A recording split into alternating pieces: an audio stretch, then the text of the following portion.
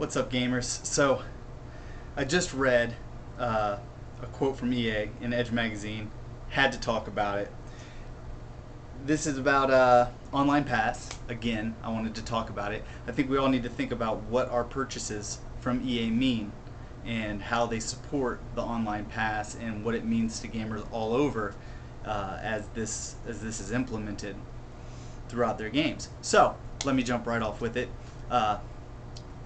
EA recently told Edge magazine that their Online Pass is more about emphasizing the value of online play rather than fighting secondhand game sales. In the quote, I don't think Online Pass prohibits secondhand game sales at all.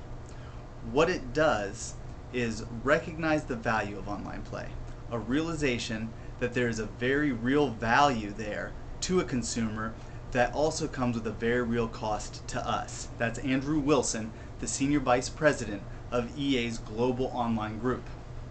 So let me respond. Of course that's what they'll say. I mean, does anyone here really believe that?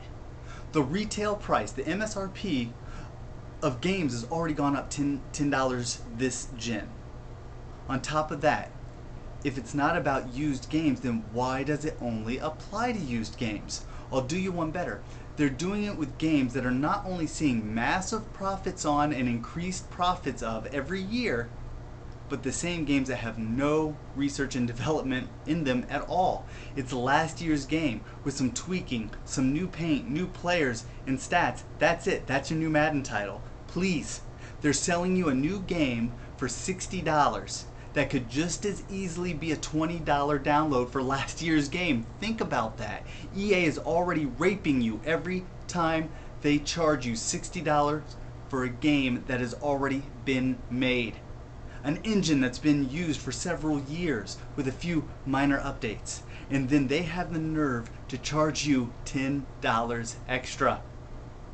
Do you guys know how much EA made last year? I've said this in my other videos. This information is from their own website. Net revenue, that's money after everything is paid, for the fiscal year of 2009 was $4.212 billion. That's after John Riccitiello, the CEO, gets his $770,000 plus salary.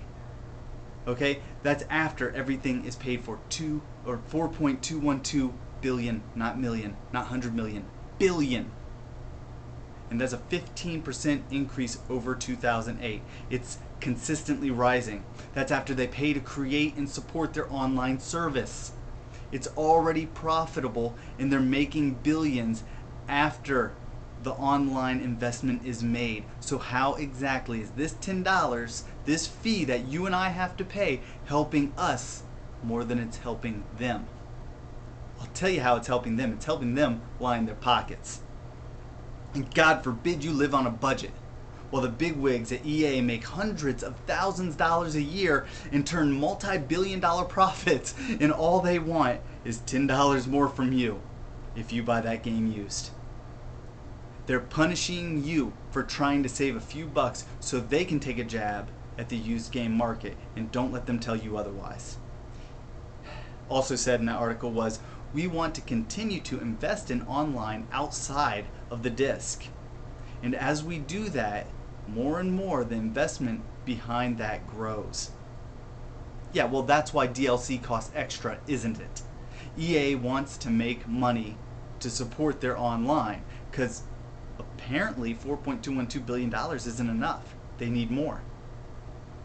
And if they want to invest outside the disc, then charge everyone for online equally and take away any additional charges for DLC at all. Why don't they do that?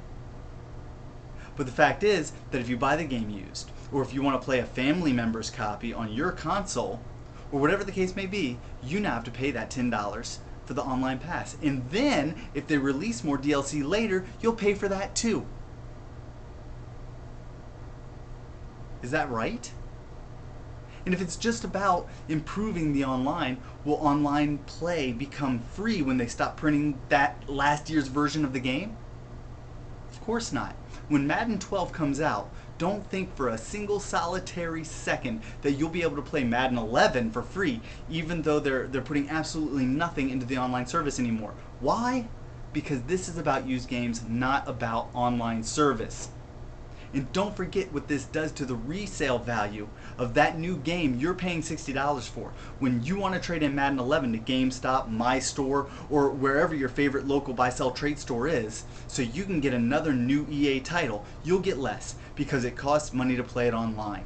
In fact, at some point, the cost of playing it will become more than the price of the game itself, and you'll have nothing because EA wanted to take your money. It's complete BS. You know it, I know it, and EA damn sure knows it, or they wouldn't be trying to fill you with this BS propaganda.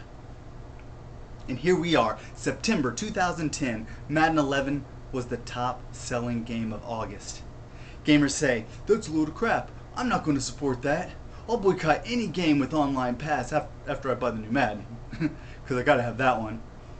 And that's fine. Look, I understand, you want the new game, but you fell into EA's trap because I'm not the one who's going to pay, you are. This video is not for me. It's not because I want to make more money. This video is for you, the gamer, the consumer, the guy or the girl on a budget, the gamer who comes to my store. People say all the time how I'm doing this because I have a personal interest in it. No, not really. Because when you try to trade that game in tomorrow, next month, or 6 months from now, EA will come and bite you in the ass for your support. But Muzz, how can that be? Because that game is worth $10 less right off the bat. EA cost you $10 the second you bought the game. Consider that when you buy a game with Online Pass or any feature like it. Consider that as THQ, Ubisoft, and Sony say they're going to do this too. And consider that and what it does to you as a gamer and the value of your games. And then tell me it's fair. Better yet, write EA and tell them how fair you think it is. And that's all I have to say. Thanks for watching. I'll catch y'all later.